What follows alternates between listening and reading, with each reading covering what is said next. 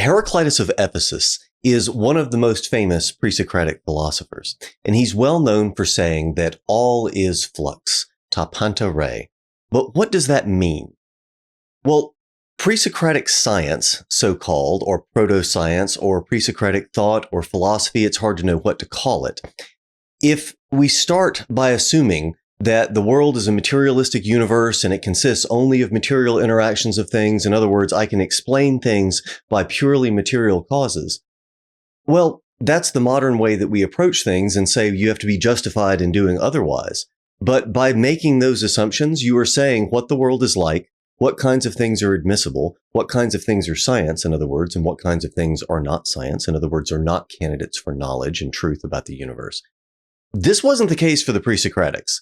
They lived in a very different world, and their world was one which did not exclude those sorts of explanations. Now, the way that I've couched it there, you might realize, well, maybe we shouldn't exclude other explanations. And that's exactly where things are headed now, and have been headed, by the way, since about 1750. So Newton was writing in the 1670s, you had the Principia, and then, lots of success in physics, but it really didn't take very long for people to try and explore this and say something's wrong, something's missing, and maybe the, experience of the subject is something that is not just purely material. So enter the pre-Socratics into the mix. Nietzsche's, one of his most favorite philosophers was Heraclitus. He said he felt more at home with Heraclitus than anyone else. And so the problem is, when we look at the philosopher of change and the philosopher of fire, which is Heraclitus, it's really hard to understand exactly what's going on there. It's hard to understand where he's coming from, what kind of mindset he might have inhabited. He was ultimately a kind of polytheistic mystic who is encouraging us to think of the world as a continuum of change, something that is just change everywhere, and there's no truly stable feature. Well, we get back to this in the 20th century with especially mid-20th century France with the philosophy of Gilles Deleuze and the so-called philosophy of difference. And physics is now headed in this direction in the sense that we're told that, well, instead of stable particles, we actually have probability fields. We actually have, fields in general of different kinds of, well, you've got the Higgs field and you've got, et cetera, et cetera. And in other words, we are encouraged to think of reality as more of a continuum of change. Okay, so Heraclitus is becoming more popular recently, and it's probably not too hard to understand why. Now, that's not the only reason, though, that Heraclitus has become more popular. Heraclitus is also a mystic, and he's a mystic in the way that is becoming a lot more popular in the West now. So in addition to saying that all is change, he also says that all things are one. Well, how can you have it both ways, right? I mean, all things are change, and then all things are one. Well, wait a minute. Okay, so if you don't have any stable identity, if everything is just a sea of change, and there's ultimately no separating me from the rest of the world, then yeah, all things are one.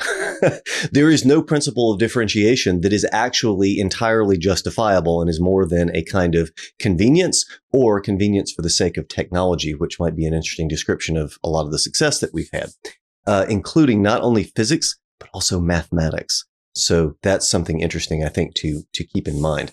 Okay, so let's take a look at some of his well-known ideas a bit more closely, because it doesn't stop there. It's not just modern physics. It's also Christianity and the Gospel of John. And you might be thinking, okay, what in the world are you talking about, right? Logos. So logos is the important word in John 1:1. So you may have heard, and the Word was God, the Word was with God, et cetera, et cetera. In the beginning was the Word. Well, word, the word for word in ancient Greek is logos. And logos, at the time of the writing of the Gospel of John in the first century or so, that would have been a very well-known philosophical term.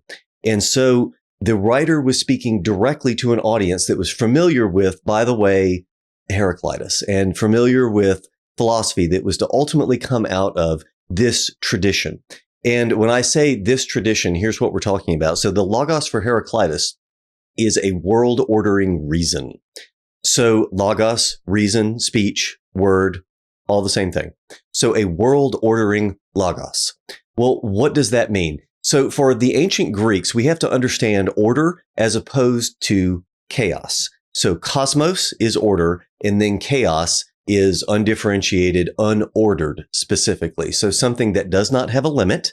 And so when they thought about the infinite, they thought about it as a chaotic thing. In other words, as a bad thing. And so you had, in the beginning was chaos. That should sound familiar.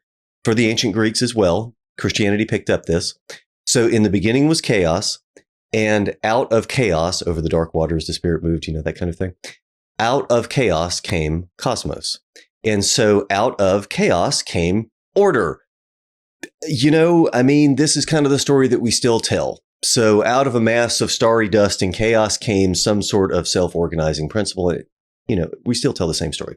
So when we're talking about order, we're talking about any kind of regularity. In other words, any kind of discernible order. It's very easy for us to make the jump and say, okay, we're talking about humans, we're talking about words, and we're talking about concepts. And yes, and anything that is not chaos, anything that is, for us especially, mathematizable. So able to be put in the form of mathematics, able to be conceptualized in thought. In other words, for thought to even be possible at all, we must emerge from and not stay within just pure chaos, because otherwise, what do you think with? There are no concepts, there's no differentiation, etc. And so it's out of this that is born some kind of presumed order, some kind of at least illusion of order. But with that order, not only do you have things that are not truly separate, but they're always in this kind of dance with one another. And dance is, of course, a kind of beautiful and interesting way of thinking about it. And that's the way that Nietzsche put it, by the way, a god who could dance.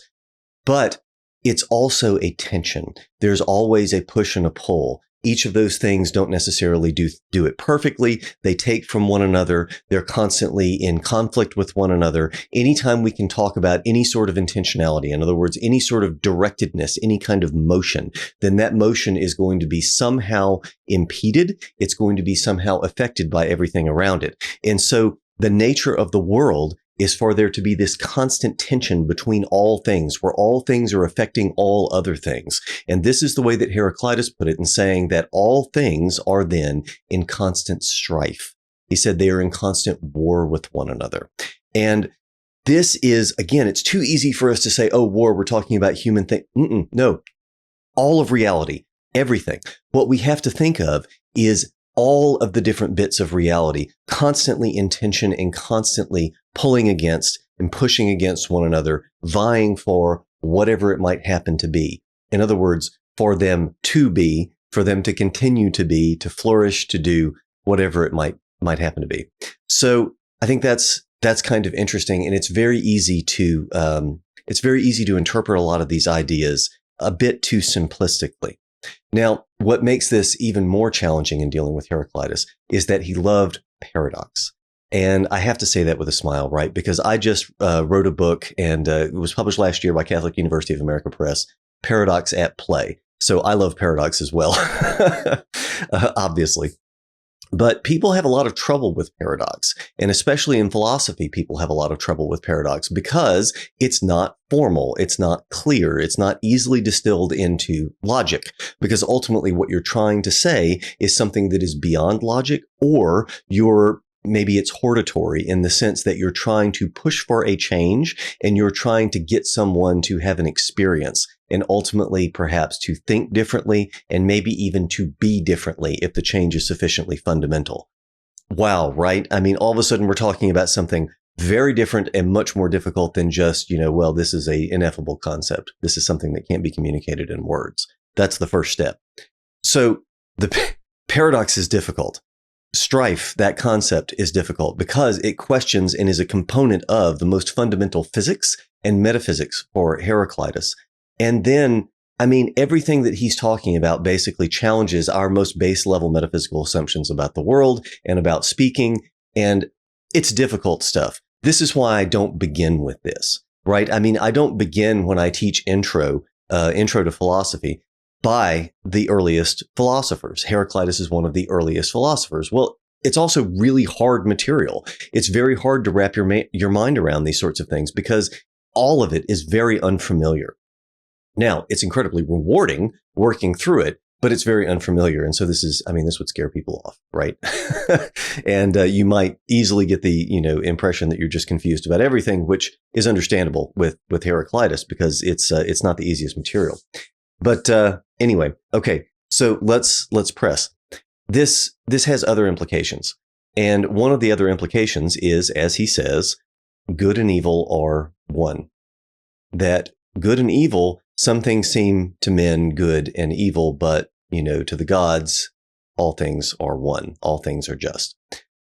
Well, okay, two aspects of this. First of all, this is a kind of leveling or annihilating of morality, which is one of the reasons that Nietzsche might have liked it, right? In his genealogy of morals and his revaluation of values and his complete, doing away with all possible conceptions of ethics. Well, you can only have a possible conception of ethics if you have things. In other words, if you have stable, coherent identity. If you don't have that, you can't have ethics. That's what we get with Heraclitus. And so all things are one, including good and evil. Okay, well, people have obviously had some trouble with that one. Now, he also says of Strife, I forgot to mention this, that war is the father of all things. In other words, it's not just that things exist and they are in tension with one another and there's this constant struggle. It's also the case that the emergence of new things is made possible out of this tension. And that's maybe not too hard to think about either. And I'm particularly thinking of the Large Hadron Collider and, just in general, the super colliders and what it is that we're doing in physics. A lot of the stuff that we're observing there is made possible only through really high energy and only through a lot of effort. And this is in general true that it's not as though, a thing can exist entirely in isolation.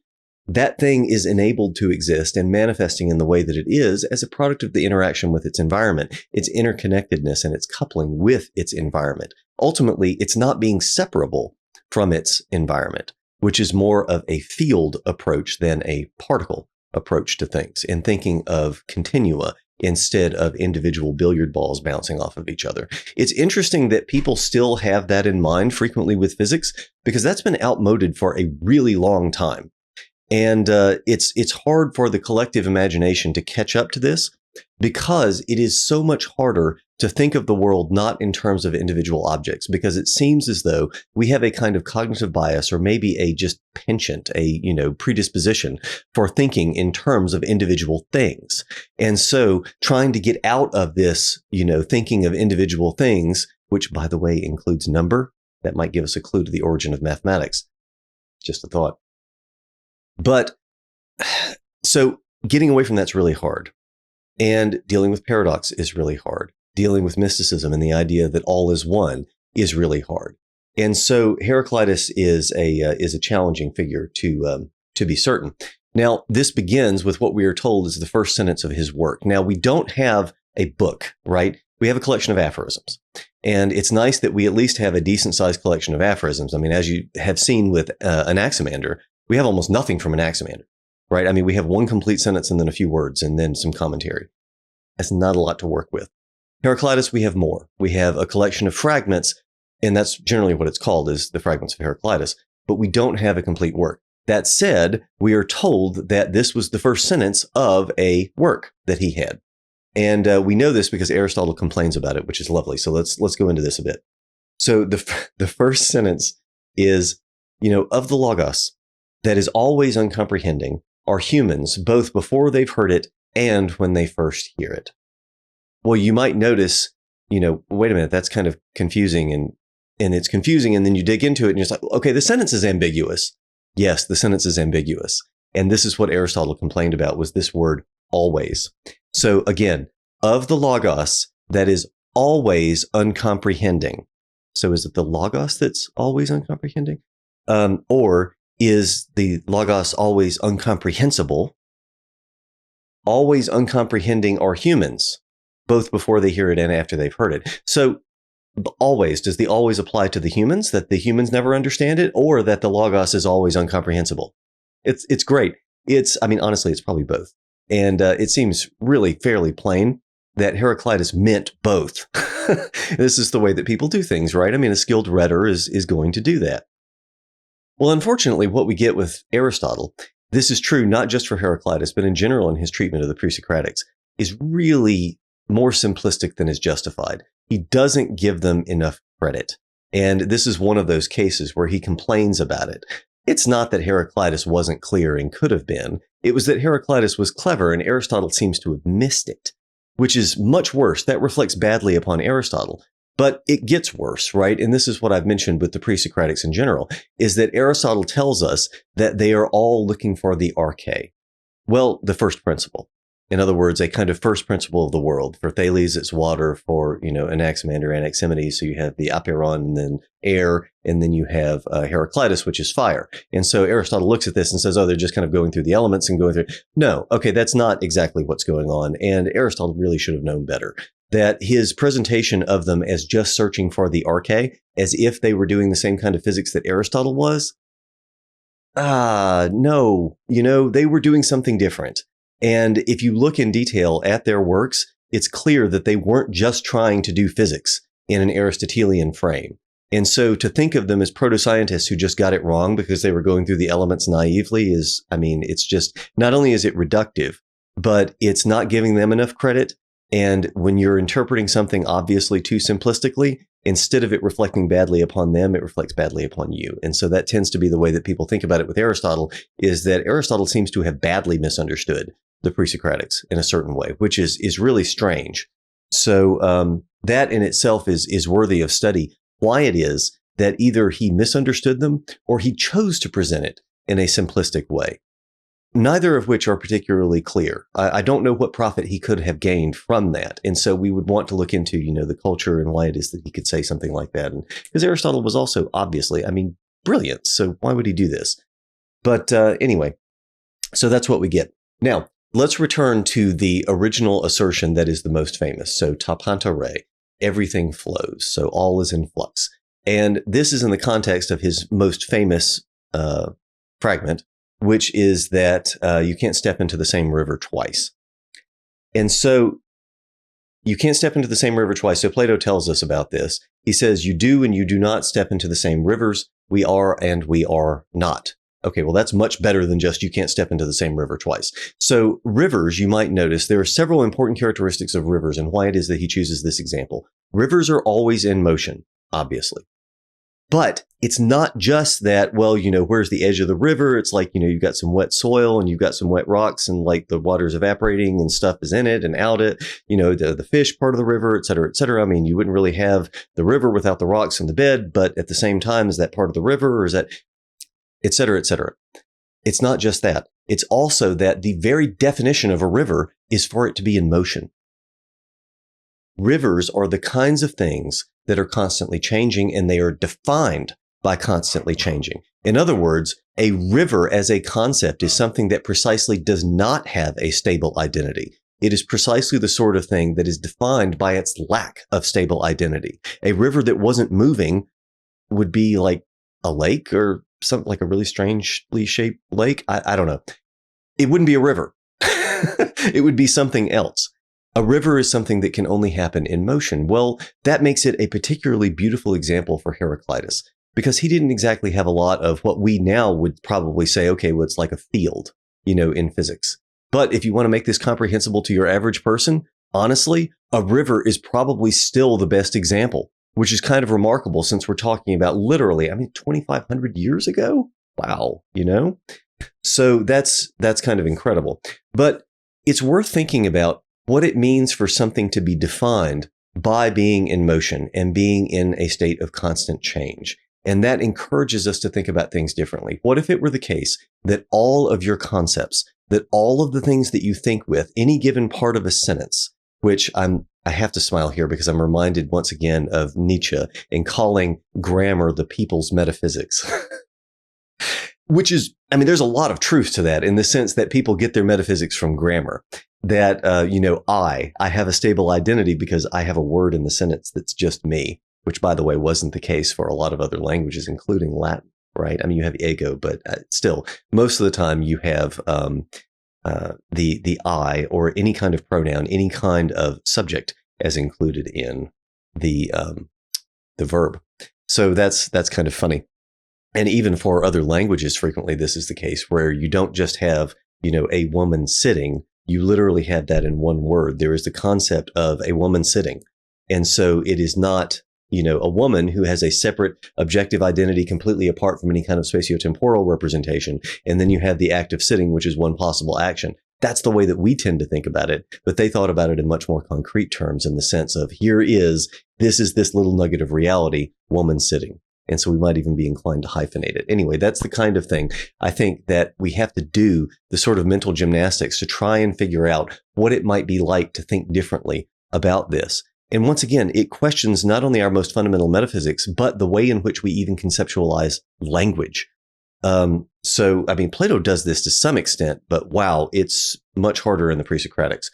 Okay, and it's kind of funny and worth knowing that Plato, the Cratylus says that, talking about Heraclitus, you can't even step into the same river once, which is a kind of amusing but not trivial manifestation of Heraclitean philosophy carried forward. So that's worth thinking about, but it's not Heraclitus. So we'll pass over that for now. So Heraclitus also says, the cosmos always was and is and shall be an ever-living fire. Now, once again, it is very easy to interpret this simplistically, because we have to remember what fire is and what fire was for the pre-Socratics.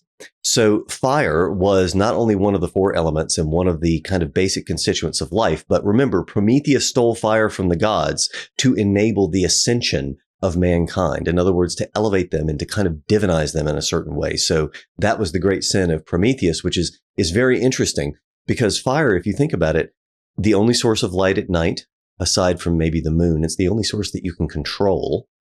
It's the source that cooks your food, which, because of human evolution or devolution, so to speak, we don't have the enzymes anymore that the animals do. So we're not going to be eating tree bark or raw things as often. We really need to cook our food in a way that the animals just don't. And so to be able to survive, to be able to cook, and to be able to see, those are kind of important things, right? So fire was much more important for them than it was for us. But that's not all that I have to say about this, because the four elements constitute a hierarchy, and that hierarchy has fire on top. And so fire is the highest element. So you have earth, which tends down. So things want to go to their natural place. That's the way that they thought of it. So earth wants to go down. You drop a stone and it goes down. Water is also down, but it has other properties, and it seems like it's getting closer to the air. If it gets hot, you see steam rising over the lakes. And so they would have known about this kind of thing. And so water being therefore above earth and tending to rise and even rising into the air is higher than water. And then what is even higher than air? Well, if you set something on fire, where does it go? Where does the smoke go? It goes up, and it keeps going up. It goes beyond the air. It doesn't just settle in the air, right? It keeps going up, as far as they were concerned, forever. And so the fire is the highest element, literally the highest, right? And they thought about up is good, down is bad. And that, by the way, is a universal metaphor. Lakoff and Johnson showed this in 1980. But this was talked about by Blumenberg to some extent earlier, 20 years earlier, but nevertheless. So up is good, down is bad. Fire is the highest. Fire goes the highest and is the best, therefore, and is the closest to the divine, so to speak. And so the stars as well, they spoke of them as bits of fire. Once again, looking at the pre-Socratics, not bad, right? We still think about the stars as bits of fire, even though it's really plasma. It's not really. Nevertheless, it doesn't matter.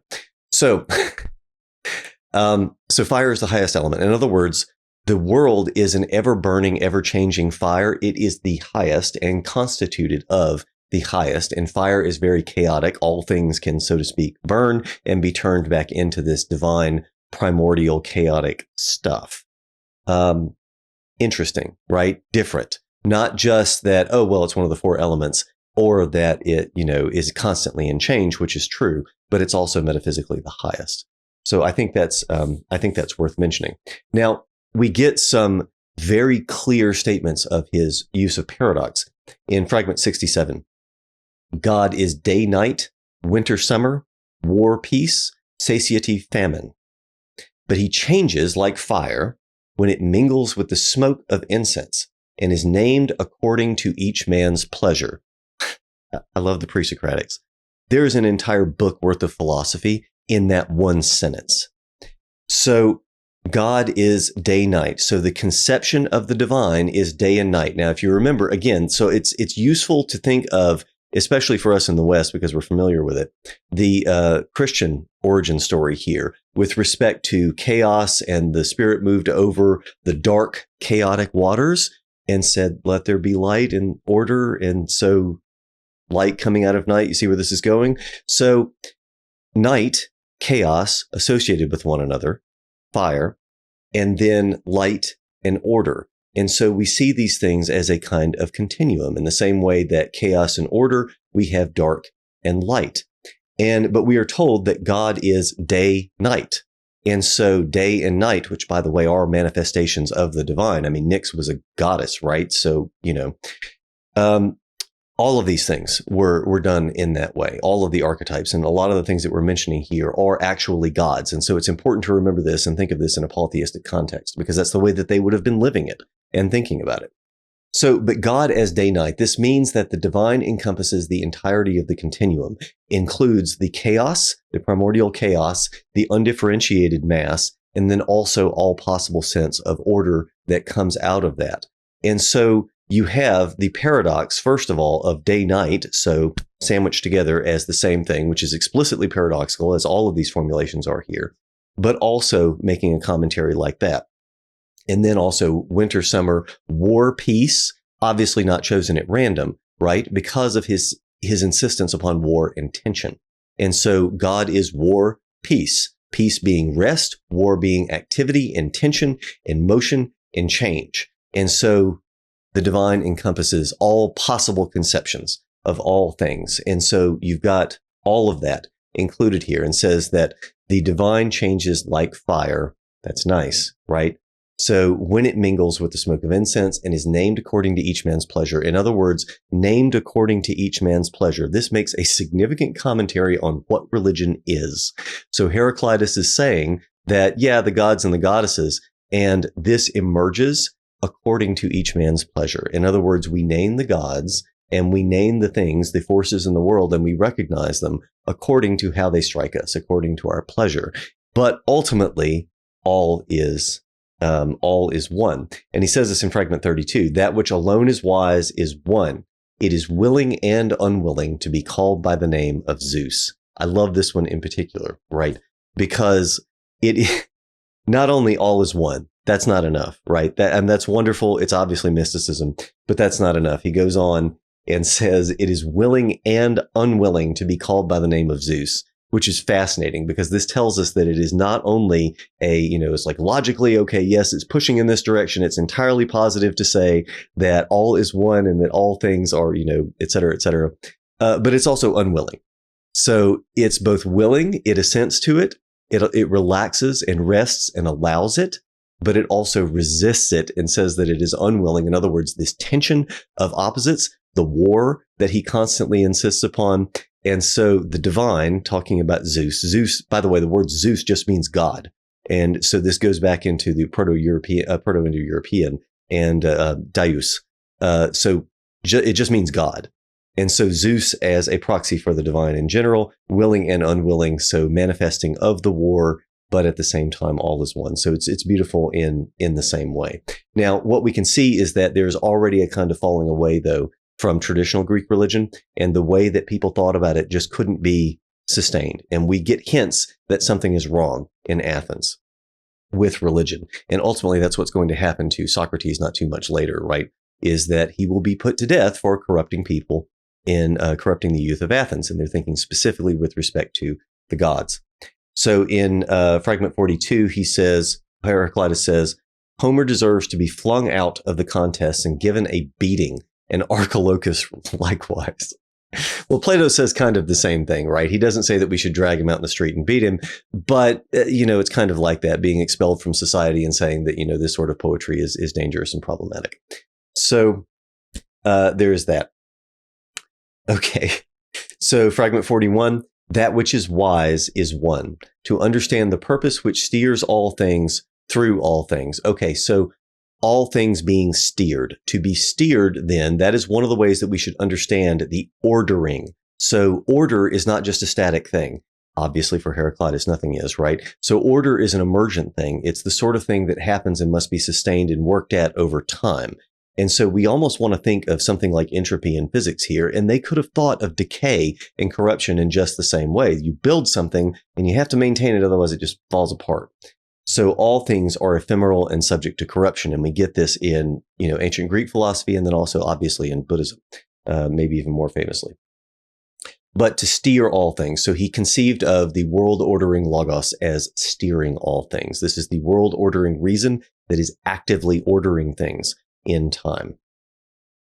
Now, this is also kind of fun and interesting. So he has psychology in one sentence or two sentences here. It is hard to fight against desire. And he says it is harder to fight against desire, pleasure, than it is to fight against anger. Whatever it wishes, whatever desire wishes, it buys at the cost of the soul. So, I mean, you can kind of see this, right? And it's not hard to reflect and see this sort of thing, that desire frequently costs us, and it costs us dearly. And this is the sort of thing that is not fundamentally reasonable. It's not the sort of thing where we're always functioning by reason, obviously. And again, Nietzsche had a good characterization of this, and he had so much in common with Heraclitus, which makes his philosophy kind of an easy extension and useful addendum to Heraclitus. And so Nietzsche describes a will to power with things as being the fundamental drive, and that fundamental drive sometimes is self-destructive. And that seems to be what Heraclitus has in mind here as well, is that we have a self-destructive pursuit of pleasure. That we pursue pleasure in a way that is sometimes destroying of, corrupting of ourselves. And in this case, talking specifically about the soul. So the soul, psyche, in ancient Greece, and anima in Latin. And I mention that because anima is the same word from which we get animate. And so something that is animated is moving. And that's the way that they thought about the soul. And so souls were the kinds of things that moved. They had an internal principle of motion. And so when that internal principle of motion leaves, well, the soul leaves the body and then it stops moving. Yeah. So that was the way that they thought about this. And that can be very prosaic. It can be very physical and very simple in the sense that, stuff that moves on its own is alive. And when it's not moving on its own anymore, it's dead. Pretty simple. And it seems to apply to all things. But there's a lot more that can be done with this, right? Because there are other things that move. The stars move. The sun moves, at least as far as they can tell. And so on. And so that extends that notion and makes it much richer and more interesting, I think. Okay. So people love this one as well, but honestly, I think this is a little bit simpler. Nature likes to hide. So the true nature of things likes to hide. We could take that. We could say that the way that nature actually works, or that nature is constantly deceiving us or constantly trying to paper over and fool us into thinking that things are happening differently than they actually are. There's a lot of this, right? And so it may be that the nature of things is to constantly engage in a kind of deception. And those that are better at deception might actually be higher on the food chain. That would be interesting, right? Because it may be the case, and some have suggested this, that the principal differentiating factor in humanity is actually deception. It doesn't reflect very well on us, but at the same time, we're better at it than any of the animals are. Okay, now, 124, fragment 124, the fairest universe is but a dust heap piled up at random. Now, this we have to understand in the context of his chaos, his tension, the war of opposites, et cetera, et cetera. And so a dust heap piled up at random. Well, that tells us a lot of things in terms of the way that he conceives of what the physical universe is, but also, of course, the significance of the physical universe. That any sense of fair, in other words, any sense of beauty in this context, right? So the most beautiful universe is but a random dust heap. If that is the case, then that tells us that our being attracted to anything, in other words, our wanting any kind of positive physical motion, is ultimately just a, impulse to beauty, an impulse to, well, as he says here, it's random. It's not significant. Okay, and now finally, I want to end with this one, and this is the same way that Nietzsche ended his lecture on Heraclitus. He said in fragment 101, I sought myself. I searched into myself. And we're told that it's really a kind of wonderful story with Nietzsche in this, that we have a collection of, some of his notes, lecture notes and things that his students have written about him. And in this case, there's one where a student took a class from Nietzsche and then 30 years later wrote down, what the experience was like. And he was lecturing on the pre-Socratics. And in this case, he was lecturing on Heraclitus. But he was the only student in class. He arrived and it was just Nietzsche. And the other students decided not to show up, right? Which is kind of awful. And especially now, given, who Nietzsche is. And he wasn't at the university for all that long, right? I mean, 10 years. But so anyway, so he finished his impassioned lecture to this one student on Heraclitus by quoting Fragment 101 and saying, "This encapsulates all of Heraclitean philosophy. I sought myself." And obviously there's, a book that could be written about that as well. So I'll leave that for your exploration. Okay. So I hope you found this to be valuable. I hope it was good to think with for you.